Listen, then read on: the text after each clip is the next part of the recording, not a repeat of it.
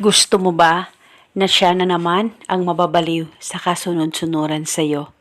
Lalong-lalo na ikaw na lang palagi ang sunod-sunuran sa kanya. At halos pinagsiksikan mo na ang sarili mo sa kanya, pero nararamdaman mo na hindi ka na mahal ng partner mo.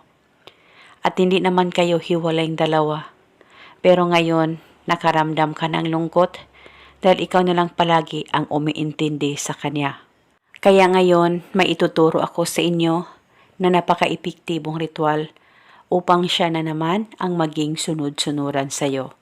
At isa itong paraan para magkaayos kayong dalawa ng partner mo at manumbalik ang pagmamahal ng partner mo sa iyo.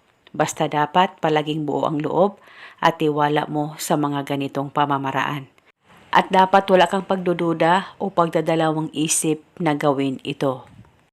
Ang gagawin mo lamang ay kumuha ka ng papel at panulat at isulat sa papel ang kanyang tunay na pangalan at apelyido ng 5 beses.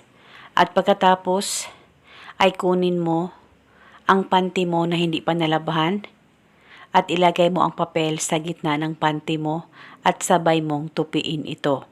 At pagkatapos mo nang matupi ito, hawakan mo muna saglit ang panty mo.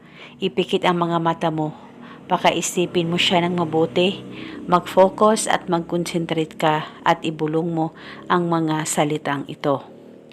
Pangalan at apelyido, sa kapangyarihan nitong ritual, ikaw na naman ang mababaliw sa kasunod-sunuran sa akin ngayon.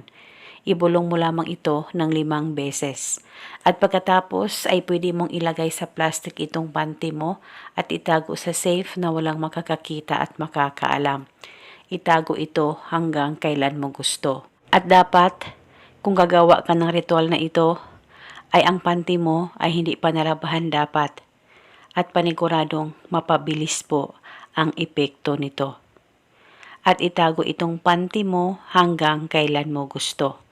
Kahit palagi na siyang sunod-sunuran sa iyo, ay pwede mo pa ring itago ang ritual, wala pong problema. At eto muna sa ngayon, maraming salamat po sa panunood. May God bless us all.